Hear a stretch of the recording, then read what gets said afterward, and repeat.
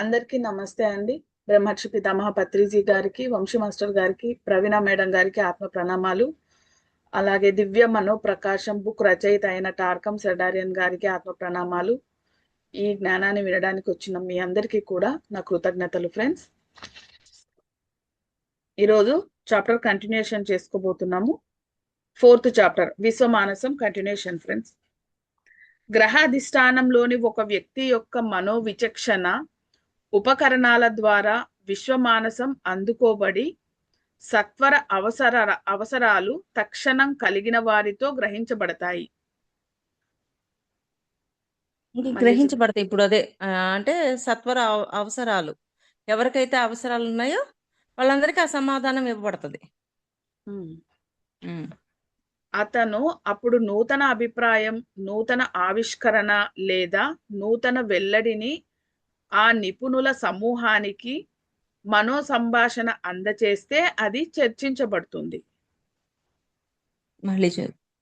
అతను అప్పుడు నూతన అభిప్రాయం, నూతన ఆవిష్కరణ లేదా నూతన వెల్లడిని ఆ నిపుణుల సమూహానికి మనో సంభాషణ ద్వారా అందిస్తే అది చర్చించబడుతుంది. అది మళ్ళీ వాళ్ళతోటే మనో సంభాషణలో పెట్టినప్పుడు ఆ చర్చ జరిగి దాని నుంచి క్లారిటీ కూడా వస్తుంది. తర్వాత దానిని తన సమూహానికి అందజేస్తాడు. మనం కూడా మన మనో సంభాషణ సామర్థ్యాలను పెంపొందించుకోవచ్చు. దానికోసం కొన్ని సూచనలు కింద ఇవ్వబడ్డాయి. కొన్ని పాయింట్స్ ఇచ్చారట. 1, మీరేమైనా సందేశం పంపదలుచుకున్నప్పుడు నిరాడంబరంగా ప్రశాంతంగా ఉన్న గదిలోకి వెళ్ళి కుర్చీలో కూర్చొని వెన్ను నిటారుగా ఉంచండి. అంటే ఎలాగ ఎక్సర్సైజ్ చేయాలో ఎక్సర్సైజ్ చెప్తున్నాడు ఆయన. మీ ఎరుకనంతా మీ మనసులోకి తెండి. ఆ గదిలో ఎన్ని తక్కువ వస్తువులుంటే ఫలితం అంత ఎక్కువగా ఉంటుంది. మళ్ళీ చెప్పు. ఫస్ట్ ఒక గదిలోకి వెళ్ళి మీరేమైనా సందేశం పంపదలుచుకున్నప్పుడు నిరాడంబరంగా ప్రశాంతంగా ఉన్న గదిలోకి వెళ్ళి కూర్చోండి. కుర్చీలో శబ్దాలు ఏమీ లేకుండా ప్లెజెంట్ గా ఉన్న ఆ రూమ్ లోకి వెళ్ళి కూర్చోమంటున్నాడు ఆయన. ఖాళీగా ఎక్కువ వస్తువులు లేకుండా ఖాళీగా ఉన్న గదిలో కూర్చోమంటున్నారు అక్క. కూర్చొని వెన్ను నిటారుగా ఉంచండి. మీరు ఎరుకనంతా మీ మనస్సులోకి తెచ్చుకోండి. ఆ గదిలో ఎన్ని తక్కువ వస్తువులు ఉంటే ఫలితం అంత ఎక్కువగా ఉంటుంది. అంటే ఏమీ లేని ఒక గదిలో కూర్చోమంటున్నాడు. ఖాళీ గదిలో కూర్చోమంటున్నాడు. 2వ పాయింట్, మీరు సందేశం ఎవరికి పంపాలనుకుంటున్నారో ఆ వ్యక్తిని మీ లోపల చిత్రించుకోండి. తర్వాత 3వ పాయింట్, మీ సందేశం స్పష్టంగా చిన్నదిగా ఉండేటట్లు చూసుకోండి. మీరు దానిని నెమ్మదిగా గొనిగినట్లు చెబితే చెప్పండి, కానీ మనస్సులో సంభాషణ స్థిరంగా ఉండాలి. 4, మీ మాటతో ఆ సందేశాన్ని నాటకీకరించండి. ఉదాహరణకు, మీరు ఎవరికైనా ఒక పుస్తకం పంపమని చెప్పాలనుకుంటే అది మీకు పంపుతున్నట్లు ఇస్తున్నట్లు దృశ్య చిత్రీకరణ చేయండి. భావిస్తూ ఉండండి. 5, ఆ విజ్ఞానం నేర్చుకునేటంత వరకు క్రమం తప్పకుండా ప్రతిరోజు అదే సమయానికి మనో సంభాషణ చర్యను కొనసాగించండి. ఈ పాయింట్ మళ్ళీ చదువుమా. ఆ విజ్ఞానం నేర్చుకునేటంత వరకు క్రమం తప్పకుండా ప్రతిరోజు అదే సమయానికి మనో సంభాషణ చర్యను కొనసాగించండి. 6వ పాయింట్, వీలైనంత వరకు శబ్దాన్ని, విద్యుత్ ఉపకరణాలను వాడకండి. 7వది, ఎవరినైనా ఎందుకంటే శబ్దము, మ్యూజిక్ అవి కూడా ఏమొద్దనేమో మరి. అవునక్క. అది మరి విద్యుత్ ఉపకరణాలంటే లైట్లు అవి వేసుకోకండి అని. ఉపయోగించొద్దని కదా చెప్తున్నారు. వేసుకోవద్దు, కొంచెం చీకటిగా ఉన్న దాంట్లోనే. అవును. 7, ఎవరినైనా నొప్పించడానికి లేదా ఎవరిపైనైనా పెత్తనం చేయడానికి మనో సంభాషణను ఉపయోగించవద్దు. ఇది అది మీ మనో శరీరాన్ని పాడు చేయవచ్చు. ఉమ్. అధికారాన్ని ఇవన్నీ చూపించకుండా వాళ్ళ దగ్గర నుంచి సమాధానం తీసుకోవటంలో వినయంతో ఉండాల. అంటే మనం వాళ్ళని ఎందుకు నొప్పిస్తామక్క? ఎవరినైనా అక్కడ నొప్పించడానికి. లేదు, ఉంటది, అది కూడా ఉంటది. 8 మనో సంభాషణ చర్యనంతా అత్యంత ఆనందంగా చేపట్టాలి. సరస్వతి గారు, మీకు కావాల్సిన ఆన్సర్ అంతా వచ్చింది కానీ మనో సందేశాలను అధిగమించడంలో ఆనందం అత్యున్నత వాహకం. అంతే అక్క, 8 పాయింట్లు చెప్పారు. ఒక నిమిషం పాజ్ లో పెట్టు.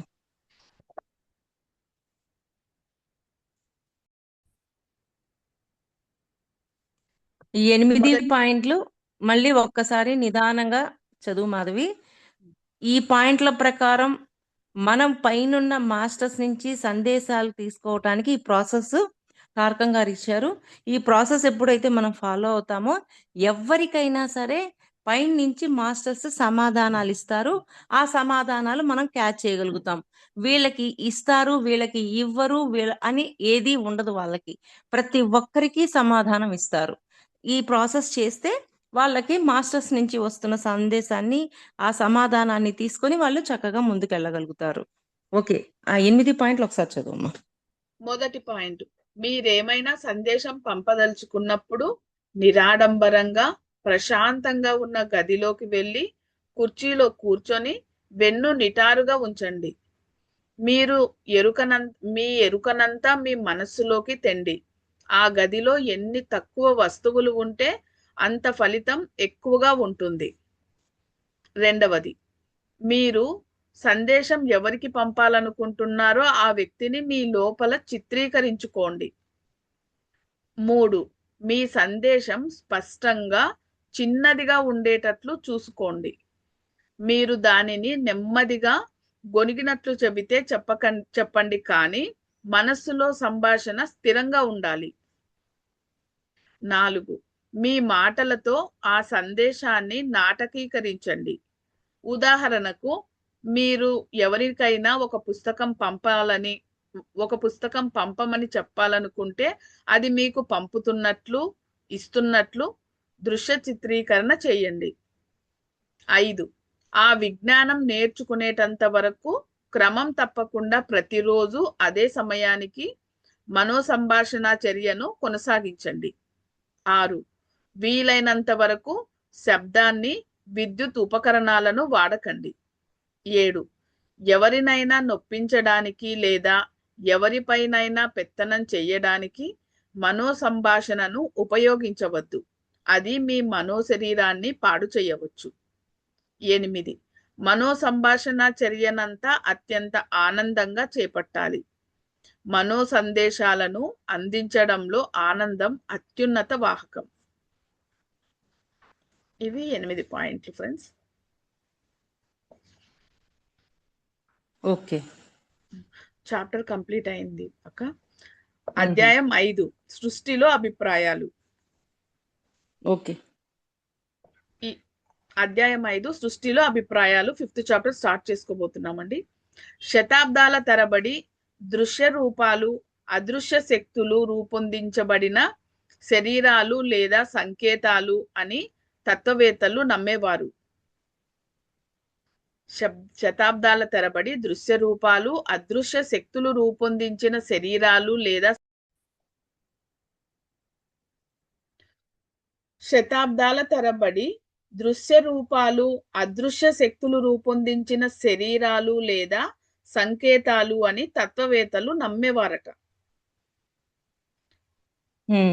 అంతేకాక జీవరూపాలు ఉన్నత తలాలలో ఉద్భవించి జీవిస్తూ, మారుతూ, సృష్టించబడే రూపాలుగా సాంద్రీకరించబడుతున్నాయని నమ్మేవారు.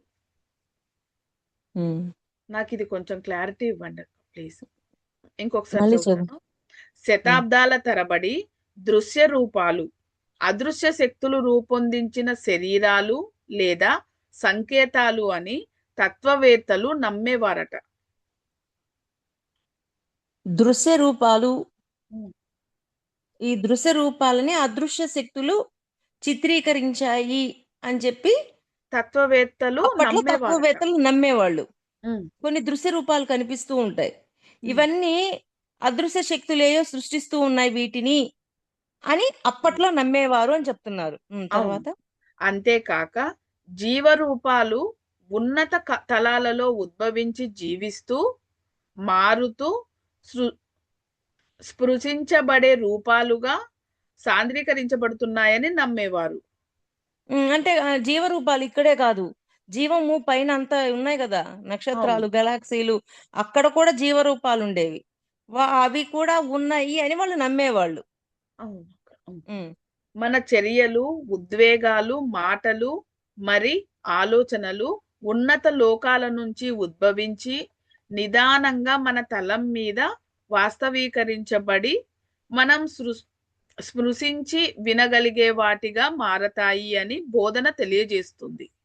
అంతే కదా, ఆలోచనలు, ఉద్వేగాలు, ఇంకా మాటలు, చర్యలు ఇవన్నీ పైతలాల నుంచి వచ్చి ఇక్కడికి రిలీజ్ చేయబడి వాటిని మనం తిరిగి వినగలిగేటట్లుగా చేస్తున్నాయి అనే కదా.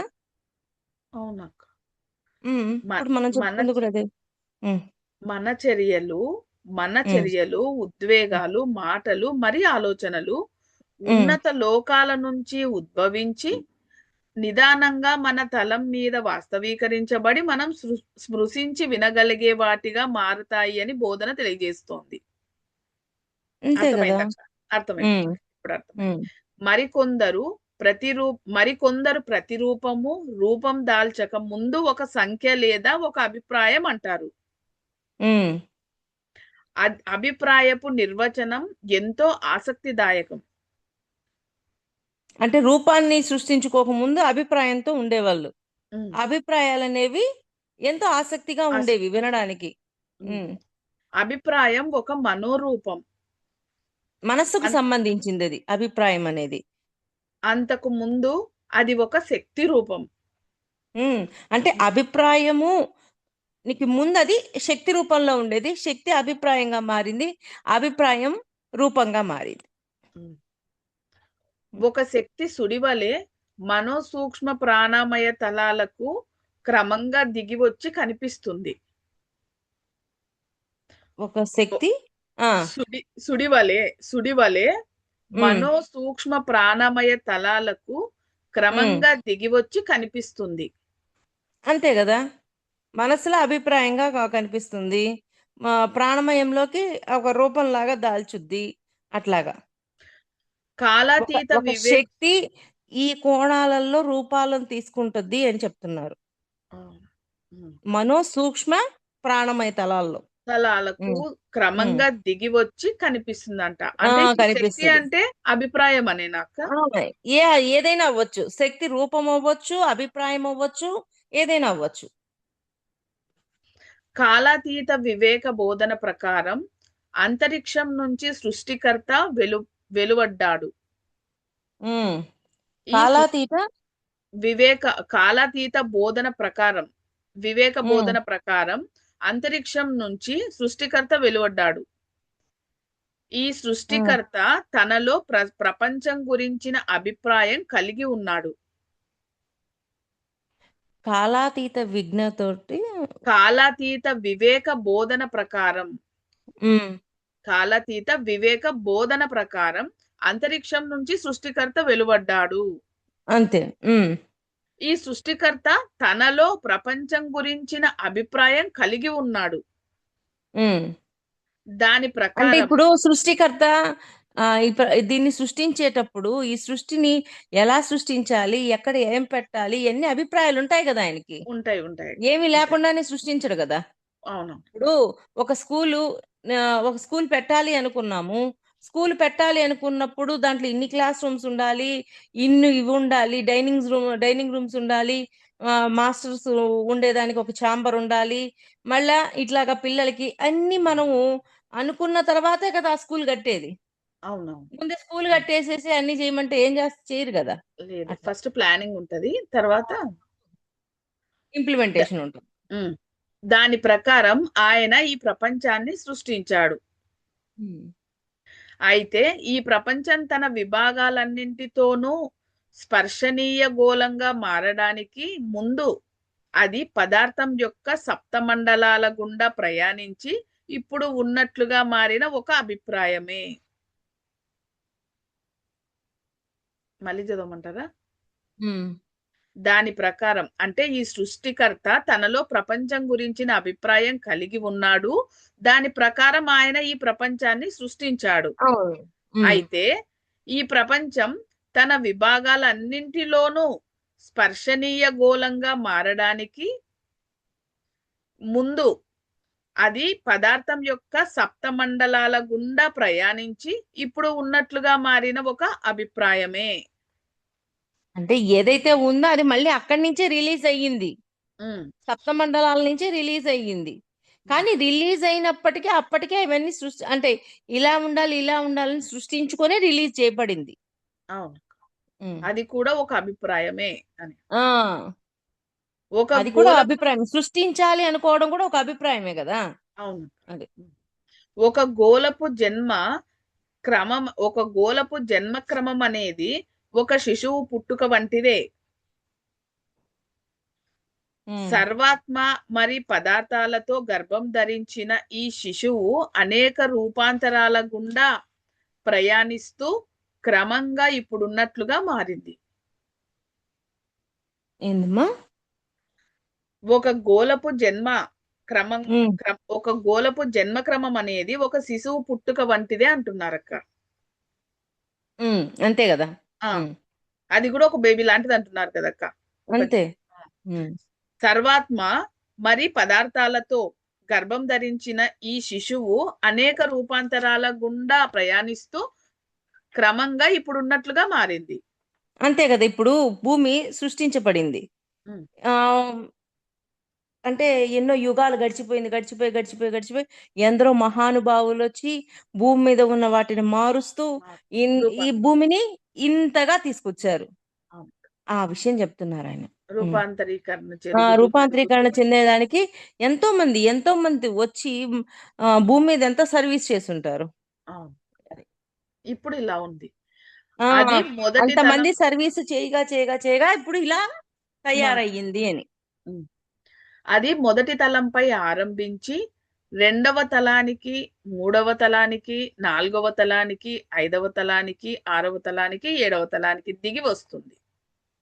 మూడవ తలానికి అది మొదటి తలంపై ఆరంభించి ఉమ్.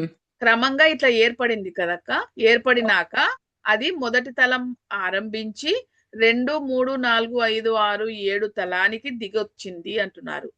అంటే ఆ ఏడో తలం దాకా వెళ్ళిపోయింది ఇది. ఉమ్, అట్లా పురోగతి పొందింది. అవును. అది. అభిప్రాయం అనేది ఒకటవ తలానికి ఆవతల అగ్ని మరి శక్తుల సామ్రాజ్యంలో ఉండి అది స్పృశించగలిగిన వస్తువులు ఏడవ తలంను చేరే వరకు తనను తాను ప్రసరించుకుంటూ ఉంటుంది. ఇప్పుడు మీరు అన్నట్లు ఉమ్. అంటే మళ్ళీ ఫస్ట్ చదువుతారా? ఫస్ట్ తలంలోనే పుట్టుద్ది. ఉమ్, ఫస్ట్ తలం నుంచి ఇంకా అది పురోగతి పొందుతూ ఏడవ ఏడవ తలం తలంలోకి వెళ్తుంది. వెళ్తుంది. అలాగని అందరూ ఏడో తలం వాళ్ళే ఇక్కడ ఉంటారని కాదు. ఉమ్, ఎవరొచ్చినా సరే ఇలాగా ఒకటో తలం నుంచి ఎదుగుతూ ఏడో తలం వరకు వెళ్ళాలి. వెళ్ళాలి. ఎగ్జామ్స్ రాయిస్తూ ఉండాలి. ఉమ్. సృజనాత్మక చర్యలన్నీ ఈ 7 దశల గుండా నడుస్తాయి. ఉమ్. మనం ఒక పుస్తకం రాయబోయే ముందు ఆ అభిప్రాయం మొదటి తలానికి ముందు అగ్నిలాగా మొదలవుతుంది. ఒక మనం పుస్తకం రాయబోయే ఒక ముందు పుస్తకం రాయబోయే ముందు ఆ ఉమ్. అభిప్రాయం మొదటి తలానికి ముందు అగ్నిలాగా మొదలవుతుంది. ఉమ్. ఆ తరువాత అది నెమ్మదిగా వివిధ తలాలలోకి పదార్థాలతో నింపబడుతూ క్రమంగా మన కర్మ నియమంతో పూరింపబడి భౌతిక తలానికి దిగి వచ్చి ఉనికిలోకి వస్తుంది. ఉమ్. మొత్తం ఒకసారి చదువు. సృజనాత్మక చర్యలన్నీ ఈ 7 దశల గుండా నడుస్తాయి. మనం ఒక పుస్తకం రాయబోయే ముందు ఆ అభిప్రాయం మొదటి తలానికి ముందు అగ్నిలాగా మొదలవుతుంది. ఉమ్. ఆ మొదటి తర్వాత తలానికి ముందు అగ్నిలాగా, అగ్ని అనేది కూడా ఒక శక్తి కదా. అవును, ఉమ్. మొదలవుతుంది. ఆ తర్వాత అది నెమ్మదిగా వివిధ తలాలలోకి పదార్థాలతో నింపబడుతూ క్రమంగా మన కర్మ నియమంతో పూరింపబడి భౌతిక తలానికి దిగి వచ్చి ఉనికిలోకి వస్తుంది. ఉమ్. కర్మ నియమంతోనే ఫైనల్ గా మళ్ళీ. అవునక్క. అంటే మనిషి కర్మ. అంటే ఉమ్. మనిషి అంటే శరీరం ధరించిన అభిప్రాయమే. ఉమ్. మన సంస్కృతులు నాగరికతలు కూడా అంతే. మనిషి అవన్నీ అంటే శరీరం ధరించిన అభిప్రాయమే. అభిప్రాయం. అంటే చైతన్యంలో ఉండేదంతా అదే కదా. ఉమ్. అవును. మన సంస్కృతులు నాగరికతలు కూడా అంతే. అవన్నీ ఉమ్. సమిష్టి అభిప్రాయాలే. అంటే ఇవన్నీ కూడా సమిష్టిగా అభిప్రాయాలే ఒక సమూహంగా ఏర్పడ్డాయి అని. ఉమ్. సృజనాత్మక క్రమంలో మనో సూక్ష్మ భౌతిక ప్రాణమయ తలాలు ఎక్కువ ప్రభావం కలది. ఉమ్. ఈ తలాలు ఎంత ఎక్కువ స్వచ్ఛంగా సక్రమంగా పరిణమించి ఉంటే దాని నుంచి ఉద్భవించే అభిప్రాయం అంత ఉన్నతంగా ఉంటుంది. ఉమ్. ఈ తలాలు స్వచ్ఛంగా సక్రమతతో పరిణమించి లేకపోతే క్రింది దిగి వస్తున్న అభిప్రాయం కలుషితమై ఆరోగ్యకరమైన జన్మ తీసుకోవలెను. కాదు, ఆరోగ్యకరమైన జన్మ తీసుకోలేవు. ఆ, అదే కదా, లేరు కదా. తీసుకోగలరంటావేందాను అక్కడ డౌట్ వచ్చి. తీసుకోలేవు. ఉమ్. ఇది కొంచెం వివరించండి అక్క. అంటే ఒక్కొక్క ఒక్కొక్క సోల్ కి ఇట్లా 7 తలాలు కన్ఫామ్ గా ఉంటాయా? జరుగుద్ది అది. ఓ, నాకు కొంచెం డౌట్. ఆ అందరికీ కలిపి తలాలు ఒకటేనా, లేకపోతే ఒక్కొక్క సోల్ కి ఆ 7 తలాలలో నుండి అది ప్రతి అట్లా? సోల్ 7 తలాల్లోకి తీసుకోవాల్సిందే పురోగతి. ఓ, సరే. ఈ తలాలలో స్వచ్ఛంగా సక్రమతతో పరిణమించి లేకపోతే క్రిందికి దిగి వస్తున్న అభిప్రాయం కలుషితమై ఆరోగ్యకరమైన జన్మ తీసుకోలేవు. అవునైతే పురోగతి పొందే కొద్దీ ఇంకా స్వచ్ఛంగా పెరగాలే గాని స్వచ్ఛత లేదే అనుకో, అప్పుడు ఏమైపోతుంది, కిందకు పడిపోద్ది కదా అది. అవును, ఆ మాటే చెప్తున్నారు వాళ్ళు. అది నాశనమైపోతుంది. అంతే. అనేక అభిప్రాయాలు భౌతిక తలాన్ని చేరడానికి ముందే వ్యక్తులు మరి పరిసరాలలోని వ్యతిరేక విరుద్ధ శక్తుల వలన మనో సూక్ష్మ ప్రాణమయ తలాలలో విచ్ఛిన్నమైపోతాయి. అంటే మన కింద నుంచి మనలోని అభిప్రాయాలు పైకి వెళ్ళేటప్పుడు ఇలా అవుతాయి అంటున్నారా? అభిప్రాయాలతోటి పురోగతిలోకి పొందేవాడు బానే ఉంటాడు, పురోగతి పొందకుండా ఉన్నవాడు అనారోగ్యంతో కిందకు పడిపోతాడు అని చెప్తున్నారు. ఓకే, సరే. అంటే కిందకు పడిపోవడం అంటే ఇంక విచ్ఛిన్నం. ఎదుగుదల ఉండదు. ఒక అభిప్రాయం ఉత్తమ ఉపకరణలో చేర్చబడాలి. ఒక స్త్రీ తన శీలం, కిరణం, కర్మతో పిండాన్ని ప్రభావితం చేసినట్లు అభిప్రాయాలు మన సూక్ష్మ శరీరాల పరిస్థితులతో ప్రభావితం అవుతాయి. ఇప్పుడు పిండం ఏర్పడాలి అంటే శీలం అంటే శుక్రకణము అండంతో కలవటం ఇదంతా జరుగుద్ది కదా. అలాగే సూక్ష్మ శరీరము అభిప్రాయాలతో మిళితమై ఉంటది. అంటే దీనికి ఇది ఎంత ఇంపార్టెంటో సూక్ష్మ శరీరానికి అభిప్రాయాలు ఇంపార్టెంట్. పురాతన కాలంలో అభిప్రాయాలన్నీ అందరికీ తెలియజేయకూడదని నియమం ఉండేది. అవునైతే మొన్న ఏదో సినిమా వచ్చింది కదబ్బా, గుర్తురాట్లా. ఆ సినిమాలో మంచు మనోజు వేదాలన్నీ అందరికి అందనీయకుండా చేస్తారు. మిరాయిలో ఏం చేశారు, అవందరికి అందకూడదు అని అనుకున్నారు. కానీ అది అందరికి అందితే దాని నుంచి ఎదుగుతారు అనేది తెలీదు. అప్పట్లో అలా ఉండేదన్నమాట. వాటిని గుప్త జ్ఞానంగా ఉంచుకునేవాళ్ళు, గుప్తంగా ఉంచేవాళ్ళు వాళ్ళు. పురాతన కాలంలో అభిప్రాయాలన్నీ అందరికీ తెలియచేయకూడదని నియమం ఉండేది. సరికాని ధోరణులతో కొన్ని ప్రమాదకర మూలకాలకు అవి చేరితే వినాశనానికి ఉపయోగించబడతాయి. అవునండి. అంటే వినాశనానికి కారణమవుతాయనే ఒక భయంతో వాటిని గుప్తంగా గుప్త ఉంచారు. నిధులుగా అలా ఉంచేసేవాళ్ళు ఉమ్. గుప్తంగా. ఉమ్. అభిప్రాయం అనేది శక్తి యొక్క సుడి. ఉమ్. దాని ఉపయోగాన్ని మార్చి వినాశక ఉపకరణంగా మార్చే అవకాశం కూడా ఉంది. అండ్ అవును, ఇప్పుడు అక్కడ శబ్దభేరి ఉంది, అన్ని ఉన్నాయి ఆ సినిమాలో. మంచు మనోజ్ వినాశనానికి ఉపయోగించాడు, ఉపయోగం. వీళ్ళేమో మంచికి ఉపయోగించారు. అది. చీకటి శక్తులు చేతిలో పడిన అభిప్రాయం స్వీయ ఆసక్తులు, అత్యాశ, వినాశనం, వంచన, మోసాల ఉపకరణంగా కానీ మానవాళి పరిణామ మార్గంలో నిరోధకంగా కానీ మారుతుంది. ఉమ్. అది. చెడ్డ వాళ్ళ చేతిలో పడితే అంతే అని చెప్తున్నారు కదక్క. అంతేమ్మా. ఉమ్. అనేక చీకటి సార్లు శక్తులని ఇక్కడ వాళ్ళ చీకటి శక్తులను సంబోధించారు. సంబోధిస్తున్నాడు. అవును.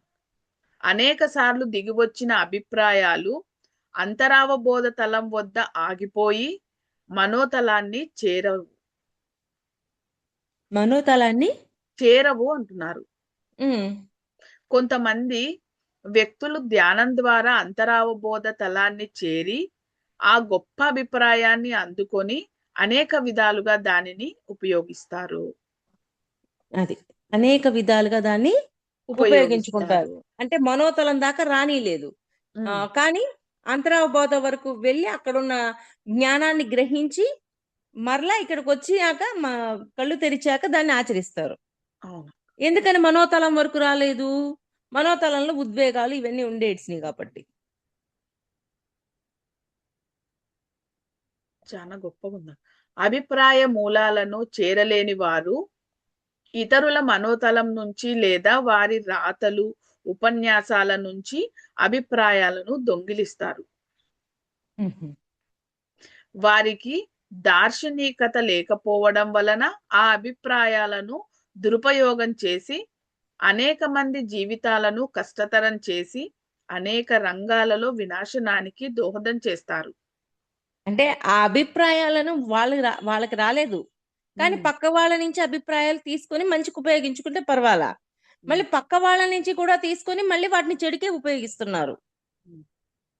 అసలు వాళ్ళకెందుకు అందలేదు? వాళ్ళు చెడుకు ఉపయోగిస్తున్నారు కాబట్టి వాళ్ళ మనోతలంలో ఉద్వేగాలు ఉన్నాయి కాబట్టి వాళ్ళకి అందించబడలా. సరే అవును. పోనీ పక్కనోడికి అందించబడ్డ వాటిని తీసుకొని ఏమైనా మంచికి ఉపయోగిస్తారంటే మళ్ళీ అలాగ కూడా చెడుకే ఉపయోగిస్తున్నారు. ఉమ్. అది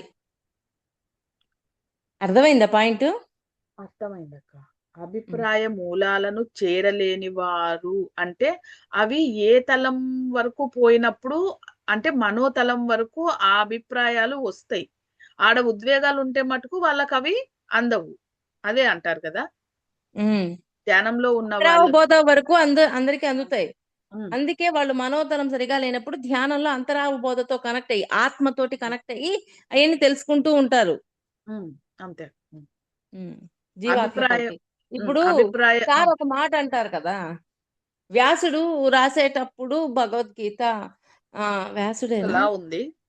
అవును. ఆ, అది అలాగే. వ్యాసుడు రాసినప్పుడు ఒకలా ఉంది. తర్వాత తర్వాత ఎవరికి అనుగుణంగా వాళ్ళు అలా దాన్ని మార్చుకుంటూ రాసుకుంటూ వచ్చారు అని సార్ ఉమ్. అంటారు. అంటే ఇది ఎవరి మనోతలంలో ఏ అభిప్రాయం ఉందో ఆ అభిప్రాయాన్ని బట్టి రాస్తుంటారు వాళ్ళు. అంటే మనిషి స్థితిని బట్టి కూడా వారి మనోతలం అంతేగా, నిన్న అభిప్రాయాలు చెప్పుకున్నారు అది. గ్రహించడం నిన్న అదే స్థితిని మారుతుందంటారు. బట్టి. ఓ, మనిషి స్థితిని బట్టి. ఓకే అక్క. ఇది ఈ పేర ఇంకొకసారి చదువుతానక్క. అభిప్రాయ ఉమ్. మూలాలను చేరలేని వారు ఇతరుల మనోతలం నుంచి లేదా వారి రాతలు, ఉపన్యాసాల నుంచి అభిప్రాయాలను దొంగిలిస్తారు. ఉమ్. వారికి దార్శనికత లేకపోవడం అంటే వాళ్లకు ఆ అభిప్రాయాలు దర్శించలేకపోవడం వలన ఆ ఉమ్. అభిప్రాయాలను దురుపయోగం చేసి అనేక మంది జీవితాల కష్టతరం చేసి అనేక రంగాలలో వినాశనాన్ని దోహదం చేస్తారు. అంతే. ఉమ్, ఇప్పుడు దాంట్లో మంచు మనోజ్కి పూర్తిగా అవగాహన లేదు, అందించబడలా అవును. జ్ఞానం. కానీ వీళ్ళకి అందించబడ్డది, వీళ్ళందరి దగ్గర నుంచి తీసుకుని వాటిని నాశనానికి ఉపయోగించాడు కదా. అవును. చాలా బాగుంది అక్క. అది చాలా బాగా చూపించినారు. ఉమ్. దాంట్లో బాగా చూపించారు. ఉమ్. అంతరావబోధ తలంలో అభిప్రాయాలను తమ నైర్మల్యం, అందరినీ ఇముడ్చుకోగల ప్రేమ, ధ్యానం, యోచనలతో చేరగలరు. దానికి ఎలా చేరగలరు అంటే ఈ ప్రాసెస్ ద్వారానే చేరగలరు. యోచన, ధ్యానం. తమ తమ నైర్మల్యం, ఉమ్. అందరినీ ఇముడ్చుకోగల ప్రేమ, ధ్యానం, అంటే యోచనలతో ఏకత్వంలో ఉండాలి అనే ఒక ప్రేమ, ఆ, ధ్యానం. యోచన, మంచి ఉమ్. యోచనలు. అంటే యోచన అంటే దాని గురించి విశ్లేషిస్తూ దాని గురించి ఇంకా తెలుసుకోవాలి అనే కుతూహలం, తపన, తృష్ణ. అటువంటి వారు అత్యంత విచక్షణతో అభిప్రాయాలను ఉపయోగించకపోతే అవి వినాశక శక్తులు చేతిలో విస్ఫోటకాలుగా మారి మానవాళిని వినాశనానికి చేరువుగా చేయవచ్చు. గ్యారంటీ. అభిప్రాయాల గురించి ఆలోచించినప్పుడు మనం వాటిని ఆకాశంలో మేఘాలు కానీ లేదా ఆలోచన సముద్రంలో అలలుగా భావిస్తాము. కానీ స్టాప్ చేయాలి నాకు. చదవమంటారా? చాలు. ఓకే ఫ్రెండ్స్, ఇంత అద్భుతమైన బుక్ చదవడానికి నాకు అవకాశం ఇచ్చిన ప్రవీణ మేడం గారికి కృతజ్ఞతలు.